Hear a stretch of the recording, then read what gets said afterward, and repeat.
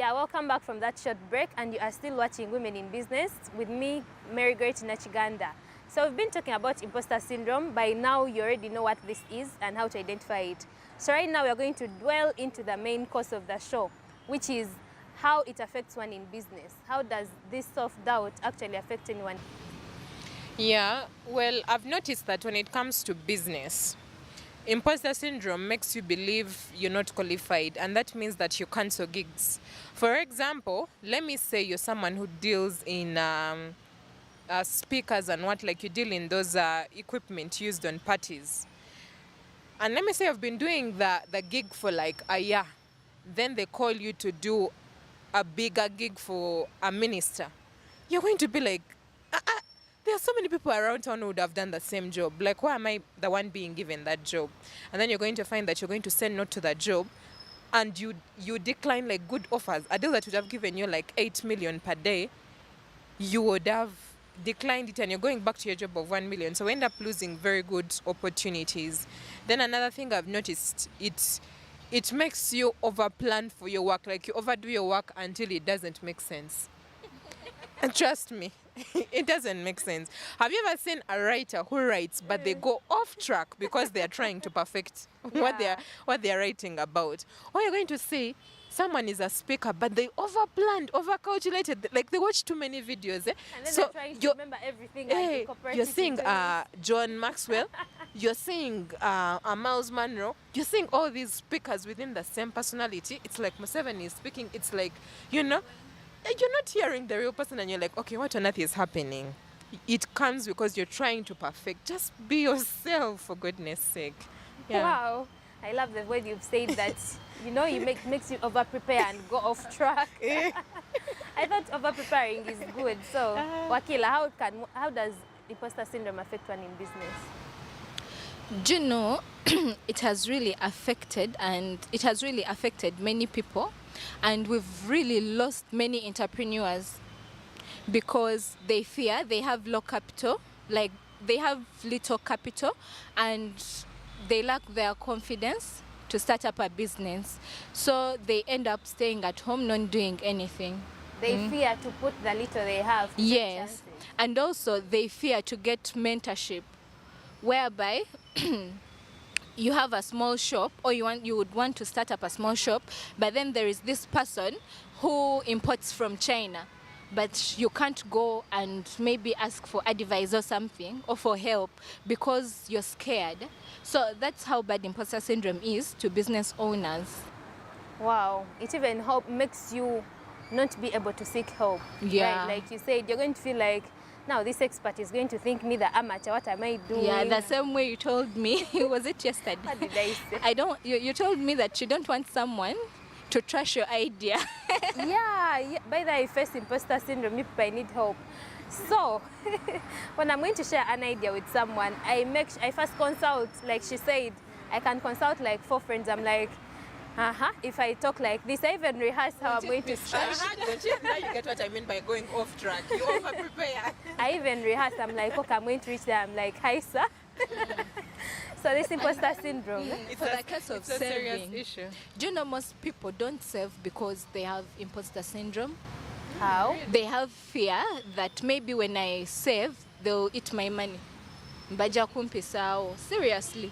So it has really affected many business owners. Someone just gets the profits and then uses the money just like that, without saving, without investing. Actually, one thing that when she was talking, it reminded me of a close friend of mine who told me, and this is like through an assessment that he noticed, there are very many entrepreneurs who register their businesses with the Ugandan, is it your SP? Yeah. They register the businesses, but many of them don't get to see their first year. And he told me that coming from the point of, like, the rate at which he sees that Uganda, like you said, women in Uganda are many. There are very many potential businesses that can come out, but very few end up celebrating their first birthday because of imposter syndrome playing out. So I think we need to be aware of that, and we need to see more first birthdays celebrated. Speaking about now that how women businesses fall so easily, there is also a phenomenon that so many women think that I don't have all this, I can't be efficient having a family as well as running my business. So we feel like we are so weak. We feel so low of ourselves, like, where am I going to get time and energy to, do these things all at the same time? Is that also imposter syndrome playing out?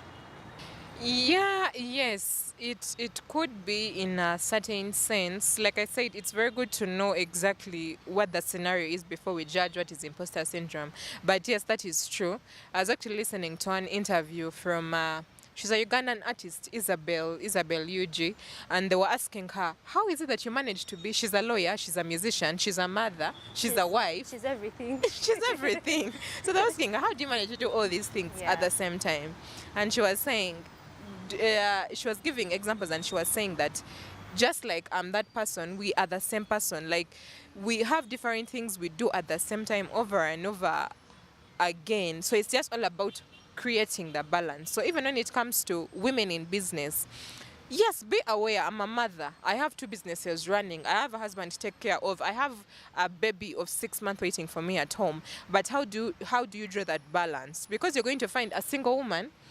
Of course, it's good as businesses to open very early, but you're going to find a single woman, if the rest of you are waking up at 6 a.m., a single woman will wake up at 6, but a mother will end up waking up at 4. Because she has to prepare for the child, has to prepare for the husband. So what I've realized, just create the balance in whatever you're at. Create the balance and then take off time and rest. Relax. Like after a few months, a few days, relax. Go and chill. Don't be so stressed over this thing called life. Yeah, and this brings us to our last conversation. How do we cope or overcome imposter syndrome? Because this is something we have to live with. It is something that we cannot do away with, like, forever. And it's affecting most of us. Yeah, how can we cope or overcome it? Self-love. Hello? We should love ourselves. We should be passionate about ourselves. We should love ourselves. We should love our bodies. Do you know women end up wearing bums? That's all imposter syndrome, because they don't love their bodies. They don't feel they are good enough out there. They end up wearing bums, wearing boobs, doing whatever they are doing. But we should love ourselves. Yeah. And once you love yourself, you will not face imposter syndrome. You'll be able to do whatever you're supposed to do perfectly and balancing it. Yeah, well, I would add to that and say, accept that it has happened. The biggest issue when it comes to people facing imposter syndrome is we stay stuck on the problem at hand. Oh, I'm not good enough. Oh, I'm not good enough. Like, you keep playing out the scenario in different angles, telling yourself you're not good enough. So accept. The second thing would be, now find a strategy to solve the problem. Each challenge is unique. Each time imposter syndrome comes, it will come in a different scenario. So whenever the scenario happens, learn to challenge yourself. Learn to think about, what are my possible angles to sort out this issue? What are the right solutions? And then start. The more you keep on doing that, with time you realize that even when imposter syndrome comes, it finds another person waiting on you inside your head saying, okay, yeah, you've come, now let's handle you. Then you also go. But so you're the one to control your mind, how your mind works at the end of the day. Let me add on what you've said. You said we should accept the situation. After accepting the situation, then we should stop dwelling on the past. Yes. The past makes us, but we should stop dwelling on the past. Whenever you think about something that happened, maybe an ex, maybe I started a business and then it failed, then how should I start up this one? Won't it fail again? Stop dwelling on the past. Yeah, wow, you guys have very good coping mechanisms. Yeah. And what I can add on to that is that how to overcome it or cope with it is stop comparing yourself to others. I have a brother, he's one of my biggest fans. He's like, your shows are good, you speak so well, but I want you to be like this one, who I want to mention, I want you to be like this one. I'm like, the person you're comparing me with has been on since. TV for 15 years. What are you talking about? So that comparison always makes you feel like, always makes you feel like you're not enough and you're not ready for the next big step. Which brings me to my other point, is be ready to take baby steps towards, you know, towards achieving all this self-confidence and self-awareness that we want. Be ready to know that tomorrow I am going to be one step closer up to when you get there. And I think that can help so many women, you know, have the confidence, be able to bargain for your worth in the, let me say, marketplace, or yeah, and our businesses will thrive. And then we should always talk about it. Banange, we should always talk about it. Most times we get problems and we keep them to ourselves, which is not good. Because there are people like you who said, you said you're a judge, you judge, so why should But still I can give you advice and counsel you. But seriously, talk to a mentor, talk to a friend. You never know. If you tell me, I can have some advice, I can help you. But then once you get a problem and stay with it, you won't get anywhere. I remember the proverb we used to, they used to question us about in primary school. A problem known? A problem shared is a problem half solved. Yeah. That's how they started Chigambo, that's how they call it these days. You tell someone your problem and the next day, but that shouldn't stop us from, you know, being able to share our feelings with people we trust. Yeah. Finding out the people you trust, people who are going to help you in this particular problem, because there is being able, you Liz, let me say you're able to help me financially, and she's able to give me some emotional support. So being able to identify and put all these people in sectors where they belong. One last thing, question your thinking. Question your thinking. We've talked about having that inner self, that inner critic. It tells you you're not good enough. You won't do it. But think about that. Why am I saying I won't do it? Is it for the better or it is just hindering me? So you'll be able to compare, and after comparing, of course, you'll know what to do, whether to go with it or to leave it. Wow. Let me also add some points, which I read somewhere that one thing that really escalates this imposter syndrome is being on social media every hour, every time. You know, social media is now like the quick poison, you know? TikTok, of course, Instagram, like Twitter. We said, you're not going to compare yourself, but some things are inevitable. You're going to see someone doing so well, you're like, man, this person had this gig, is now on another, Like you people You're in going the to gig see Zari economy. slaying. You're going to see everyone. And then social you start media. reflecting on yourself.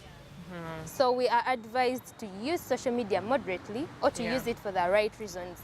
Not reasons that are going to make you have these post-traumatic stress disorders, like triggers. Yeah. You see something small like, I started with this person, now this person is up there, and I'm still here.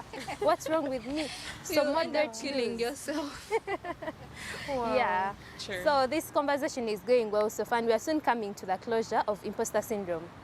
Any last remarks that you guys have to share with our viewers? I would say take it slow. Don't be so hard on yourself. I know mental health is something we're advocating for, and it's very important. But it's like when you have a physical wound, let me say you have a cut, and it's a small one, you won't take it seriously. You'll be like, it will recover. And when it's a deep cut, you're going to look for spirit and what, and you treat it. But at the same time, you're not going to be too pressured because you're working on it. In the same way, the mind is not any different. Yes, imposter syndrome is affecting you a lot, but be kind to yourself. Don't be so hard on yourself. It takes time. It's a process. It's a journey. Don't beat yourself up. Be kind. Be as kind as you can. My last remark is always pray about it. Don't forget God, and you know this saying, every dog has its own day, every dog has its own day, and every cloud has a silver lining. There is always that time where you'll be on top. So don't think that you've failed totally. Yeah, it's all about timing. Your time hasn't come, but it will. Yeah, and speaking about her last sentence, that your time hasn't come, this helps you understand that everyone has seasons. Once you understand that everyone has seasons, it's going to help you put very less pressure on yourself. Hence, you're going to take baby steps in everything that you do. You're not going to doubt yourself. Anyway, doubt is part of life. You're going to doubt yourself, but you're going to be able to cope with this, to handle it maturely, and to be able to have the courage to try it out next time. Because something that so many of us have is that when we fail once, you feel like, I am not doing, I'll share a small story as we conclude. I tried out poultry farming. I even went for, you know, these trainings of Dr. Namusisi, Manya Bukede Wat. Yeah, so I failed miserably because I made huge losses, and up to now I'm still finding the courage. Did the chicks die? They all, but I know Just one day wasn't the right business. I know one day I'm going to find the courage to be able to become this great entrepreneur, agriculturalist that I have to be. Imposter syndrome won't play me. Amen. And yeah, you've been very wonderful viewers. I hope this discussion has been fruitful. We hope to see you next time. I remain Margaret Nachiganda. Until next time.